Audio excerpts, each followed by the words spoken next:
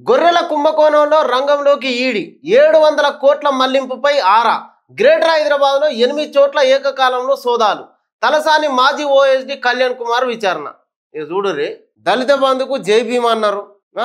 ఇవన్నీ కేసీఆర్ పెట్టిన పథకాలన్నిటికీ రామ్ అన్నారని లోటల రాళ్ళేసి ఊపినట్టు లోడ ఊపినట్టు బీఆర్ఎస్ పార్టీ పొద్దుగాలెత్తే కేసీఆర్ పెట్టిన పథకాలు ఏమైనాయి అని మాట్లాడుకొస్తారు. మరి దీని సంగతి ఏందయ్యా? 700 కోట్లు తిన్నారు. గొర్రెల స్కీమ్ని కాంగ్రెస్ పార్టీ ఎందుకు ఆపిందో బీఆర్ఎస్ పార్టీ వాళ్ళకు తెలియదా? మీరు గొల్ల కుర్మలకు వంచింది ఎంత? శారానా. మీ జేబుల్లో లేసుకున్నది ఎంత? బారానా. గిందికే కదా కాంగ్రెస్ పార్టీ గొర్రెల పథకాన్ని, గొర్రెల స్కీమ్కు సంబంధించిన పథకాలన్నీ ఆపింది. ఏదైనా కొత్త పథకం తెచ్చుడు, దాంట్లో ఎంత కావాలంటే అంత నొక్కుడు. మూలకున్న లీడర్ కాడి నుంచి ముఖ్యమంత్రి దాకా ఎన్ని పైసలు గమాయించారు ప్రజాధనాన్ని? కేటీఆర్ చెప్పు మరి, ఈ పథకాలు ఆపుడు కరెక్టేనా? ఎందుకు ఆపిరో మీకు తెలియదా? 700 కోట్లు తిన్నారంటే అది మామూలు ముచ్చట? ఒక్క స్కీమ్లో ఏదైనా స్కీమ్ పట్టుకొచ్చుడు, దాంట్లో స్కామ్ చేసుడు అలవాటైన పని. దీనికి సమాధానం చెప్పు కేటీఆర్. ఆంధ్రజ్యోతి పత్రికకు వచ్చి రాష్ట్రంలో మరో డిస్కం, ఉచిత పథకాలన్నీ దాని పరిధిలోకే. ఉత్తర దక్షిణ డిస్కంలు వాణిజ్య కార్యకలాపాలకే. ఆర్థిక సాధ్యాసాధ్యాలపై అధ్యయనం చేయండి. విద్యుత్ వ్యవస్థ ప్రక్షాళనకు సంస్కరణల అమలు. అధిక వడ్డీల రుణాలతో డిస్కంలు డీలా పడ్డాయి. 6% వడ్డీ ఉండేలా వాటిని రీకన్స్ట్రక్షన్ చేయండి. ప్రభుత్వ విద్యా సంస్థల్లో, ఆఫీసుల్లో సౌర విద్యుత్తు, సచివాలయంలోనూ సోలార్ రూఫ్ టాప్ ఫెన్సింగ్. ఇంధన శాఖపై సమీక్షలో సీఎం రేవంత్ రెడ్డి. చూడరి, రాష్ట్రంగా కొత్తగా మరో విద్యుత్ పంపిణీ సంస్థను ఏర్పాటు చేయాలని ముఖ్యమంత్రి రేవంత్ రెడ్డి అధికారులను ఆదేశించారు. గత ప్రభుత్వం లోపల పక్క రాష్ట్రాల నుంచి ఎక్కువ శాతానికి ఎక్కువ రేటుకు ఇక్కడ విద్యుత్తును కొనుగోలు చేయాలి, ఈ డిస్కంలను డీలా పడేటట్టు చేయాలి, మీ జేబులు నింపుకోవాలి. ఇదే కదా గత 10 ఏళ్లలో జరిగింది. రేవంత్ రెడ్డి నిన్న ఇంధన శాఖ సమీక్ష లోపల మాట్లాడుకుంటా ఉత్తర దక్షిణ డిస్కంలు వాణిజ్య కార్యకలాపాలకు, వరంగల్ కేంద్రంగా, హైదరాబాద్ కేంద్రంగా ఉన్నటువంటి ఈ డిస్కంలు కేవలం వాణిజ్య కార్యకలాపాలకే. అదేవిధంగా కొత్తగా ఇంకొక డిస్కంను ఏర్పాటు చేసి వాటిని ప్రభుత్వ విద్యా సంస్థ లోపల, ఆఫీసు లోపల సోలార్ ప్లేట్లు ఏర్పాటు చేయాలనే కొత్త నిర్ణయానికి కూడా రావడం జరిగింది. కొత్త డిస్కంను ఏర్పాటు చేసి ఏదైతే ప్రజలకు ఇప్పుడు ఇస్తున్నారో ఉచిత విద్యుత్ స్కీమ్, దానికి ఒక కొత్త డిస్కంను ఏర్పాటు చేసి దాని ద్వారానే సాధారణ ప్రజలకు విద్యుత్తును అందించే విషయం పైన చర్చ చేయడం జరిగింది. దాన్ని ఏర్పాటు చేయాలని డిసైడ్ అయ్యింది ముఖ్యమంత్రి. గత 10 ఏళ్లలో మీరు చేసింది ఏందయ్యా? అధిక శాతానికి కరెంటును కొనుక్కున్నాడు. ఇక్కడ 6% వడ్డీ ఉండేలాగా వాటిని రీకన్స్ట్రక్షన్ చేయాలి. అధిక వడ్డీలతోటి ఇప్పుడు ఉన్నటువంటి డిస్కంలు డీలా పడ్డాయి. మొత్తం ఎక్కువ రేటు కొనుక్కున్నటువంటి ఈ కరెంటు తోటి ఈ డిస్కంలన్నీ కూడా డీలా పడ్డాయి. 6% ఉండేలాగా వాటిని రీకన్స్ట్రక్షన్ చేయాలని చెప్పేసి, అదేవిధంగా సచివాలయంలో సోలార్ రూఫ్ టాప్, అదేవిధంగా ఫెన్సింగ్ ఏర్పాటు చేయాలని ఆలోచన చేసిర్రు. మీరు చేసిర్రా?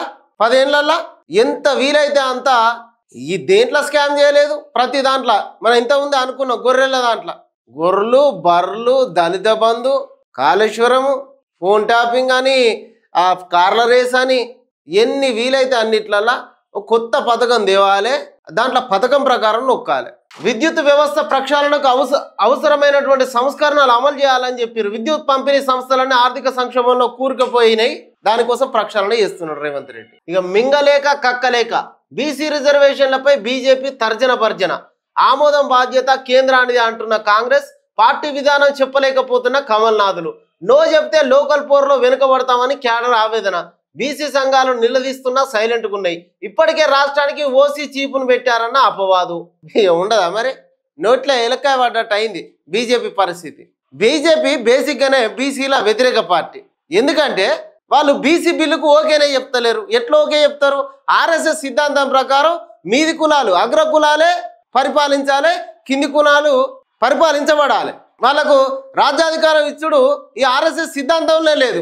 మేము బీసీ బిల్లుకు ఓకే అంటారు, కానీ కేంద్రం దగ్గరనే ఉన్నది కదా, దానికి ఓకే చెప్పరు. మా ప్రధాని బీసీ అంటారు. బీసీ ప్రధాని ఎట్లా? గుజరాత్ ముఖ్యమంత్రిగా నరేంద్ర మోడీ ఉన్నప్పుడు ఆయన ఓసీ కులాన్ని తీసుకుపోయి బీసీలో కలుపుకున్నాడు. అట్లా బీసీ అవతారం ఎత్తిండు. కానీ ఇక్కడ వాస్తవం ఏంటిది? బీజేపీ బీసీలకు వ్యతిరేకం కాబట్టి ఏ ముచ్చట మాట్లాడతలేరు. వచ్చే ఎన్నికలలో అదేందుకు ఇప్పుడు వాళ్ళ పార్టీ అధ్యక్షుడినే మేము బీసీని ముఖ్యమంత్రిని చేస్తా అన్నటువంటి బీజేపీ పార్టీ వాళ్ళ పార్టీ అధ్యక్షుడిని ఓసీని చేసింది. సమాధానం చెప్తలేరు. కాంగ్రెస్ పార్టీ గట్టిగా కొట్లాడుతున్నది. అందుకే తెగించి చెప్తున్నది కేంద్రం మెడలు వంచైనా మేము బీసీ రిజర్వేషన్లు సాధిస్తామని. రేవంత్ రెడ్డి అన్నంత పని చేసేటట్టే ఉన్నాడు. బీజేపీ పార్టీ పరిస్థితే కక్కలేక మింగలేక ఉన్నటువంటి పరిస్థితి ఇది. చూడు ఏం చెప్పాలో అర్థమైతలేదు. 25% సుంకాలు, భారత్పై అమెరికా అధ్యక్షుడు ట్రంప్ బాంబు, రష్యాతో వ్యాపారం చేస్తున్నందుకు అదనంగా జరిమానా కూడా. ఆగస్టు 1 నుంచి అమల్లోకి నిర్ణయాలు, ట్రంప్ ప్రకటన. మోదీ ప్రభుత్వ ఘోర వైఫల్యం, మండిపడ్డ కాంగ్రెస్ విపక్షాలు. దేశ ప్రయోజనాలను కాపాడతాం. బా సుంకాల కౌగిరి. చూడు 25% సుంకాలు పెంచిండు భారత్ పైన అమెరికా అధ్యక్షుడు ట్రంప్. ట్రంప్ నా ప్రాణ స్నేహితుడని సంకలు గుద్దుకుంటుంది. వాళ్ళు చేసింది ఏంది? అమెరికాకు యుద్ధంలో ఆయుధాలు ఇచ్చిర్రు. వాళ్లకు పైసలు తక్కువైతే IMF దగ్గర నుంచి పైసలు పుట్టించిర్రు, వాళ్ళకు అప్పు ఇప్పించిర్రు. ఇప్పుడేమో మనం రష్యాతో వ్యాపారం చేస్తున్నందుకు అదనంగా సుంకాలు వేస్తారట. అసలు ట్రంప్ నా ఫ్రెండ్ అని ఎన్నికల ప్రచారంలో చేసినట్టే ప్రచారం చేస్తుంది మోడీ సార్. వాడు చెప్తే యుద్ధాన్ని ఆపుడేంది, వాడు మన భారతదేశ సార్వభౌమత్వాన్ని శాసించుడేంది, ఇట్లా సుంకాలు పెంచుడేంది?